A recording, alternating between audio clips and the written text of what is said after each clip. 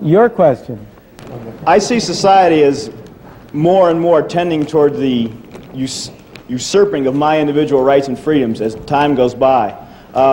What do you see as the ultimate end of this, i.e. either in democracy or socialism, and why do you think the individuals within the society are letting this happen to them?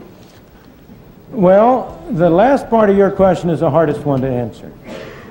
If we continue along the road we've been going on, of usurping more and more power to governmental officials to control our lives, I see only one end, and that's a loss of anything that has any meaning as democracy, a loss of human freedom, and a prison state.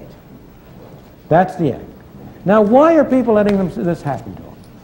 That's a much more difficult question to answer. And I think it is largely because of ignorance about where they are going. A lack of recognition. I don't believe they want to go this road. But I believe they are unwittingly letting themselves go down this road because on each issue that comes up, people look at their separate special interest instead of the broader interest in governmental activity. Everybody wants to cut down government, provided that those things he has an interest in are maintained. I remember very well the summit conference in Washington on inflation that President Ford had about 2 or 3 years ago, in which one representative after another got up and said, in order to stop inflation, we have to cut the government budget.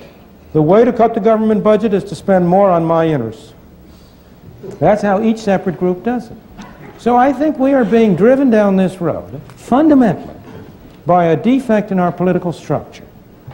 A defect which allows each of these separate elements of government to be voted on separately and never gets the citizen to look at the totality of it and see what the whole thing adds up.